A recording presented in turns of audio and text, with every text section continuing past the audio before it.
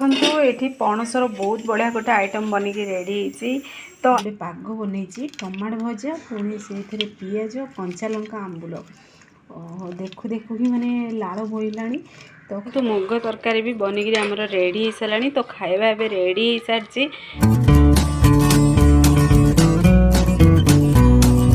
नमस्कार जय Jagannath friends Jhilik new blog को आपण मानक अनेक अनेक स्वागत। तो चलतु आज फ्रेश ब्लॉग टी स्टार्ट करवा आम सी तार काम चलई सी तार जेहेतु चाबिड़ा टी बेंड होता तो सी चाबिड़ा ठीक कर आज देखते कुकिंग वीडियो भी बहुत बढ़िया गोटे आज रेसिपी बन पणसर। तो आपण मैंने फुल वीडियो को वाच करूँ मो पणसर आज कौन प्रस्तुत कली जानीपर। देखो ये पणसर बहुत बढ़िया गोटे आइटम बनिक रेडी तो आज मु प्रस्तुत करची पणसरे। देखंतु आज मु बिरयानी प्रस्तुत करची केते बढ़िया गोटे बिरयानी रेसिपी बनिक पूरा रेडी होती। जदि आपण मैंने ये रेसिपी देखिरी बनया को चाहूँगी ताहले मोर कुकिंग चैनल अच्छी झिलिकी कुकिंग यूट्यूब चैनल तो जाइए आपण मैंने देखंतु घरे बनातु देखिए समस्ते पसंद करेंगे। तो देखंतु पूरा माने बिना चिकेन रे भी चिकेन भली स्वाद आसो एते बढ़िया गोटे माने पणस बिरयानी बनिक पूरा रेडी होती। तो आपण मैंने निश्चय देखंतु घरे बनाते देखिए समस्ते पसंद करेंगे। तो पुणी देखंतु ये रोषे चली तो आज मु बहुत बढ़िया गोटे मुग तरकारी प्रस्तुत करची जेहेतु एबे सिटी दुईटा आसी तो मुगर से मु मोईनाड़ आपण मैंने जानी पद्मनाड़ पणस सब पकई मुग तरकारी प्रस्तुत करची तो सेटा भी शेयर करी। तो आपण मैंने फुल वीडियो को आज करंतु।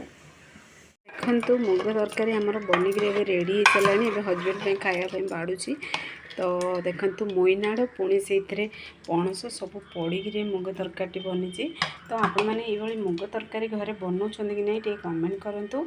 ता सहित गरम गरम बिरयानी तो देखो ता सहित पणस बिरयानी तो जी खावाई देवी खाऊँ। तो मुझे आज खाऊँ पखाल जेहेतु बिरयानी बनई ये मु पणस बिरयानी बनई आपको शेयर भी किंतु देखिए माने पखाल आगे बिरयानी पूरा फिका मत तो बिल्कुल पसंद लगुनि खावाई माने इच्छा ही होनी खावा को टोटाल।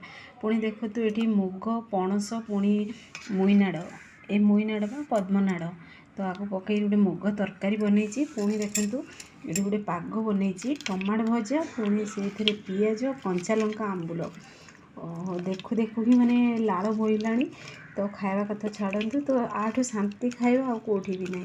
तो जिते जहाँ बिरयानी खातु कि जहाँ भी मन पसंद जिनस खातु देखिए पखाल सहित तले ही जहाँ सब तो मोर तो फेवरेट। तो देखु ये पूरा मु तोराणी देखिए आज टे बासी पखाल आनी खाऊँ टे खटा खटा खाया इच्छा है तो मुझे भाविली बासी पखाल ही खाइबी तो बहुत बढ़िया भी लगे। तो आपण मानू भी मो भाई पखाल पसंद कि नहीं कमेंट करंतु।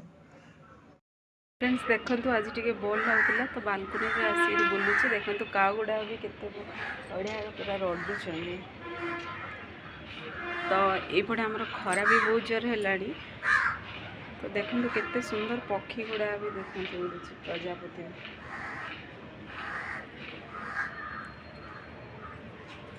तो फ्रेंड्स आप भिडियो मोर पसंद आसो सांग मान को शेयर करूँ लाइक करूँ चैनल जो नुआ अच्छे चैनल को मोर सब्सक्राइब करने को जमार भूलते नहीं।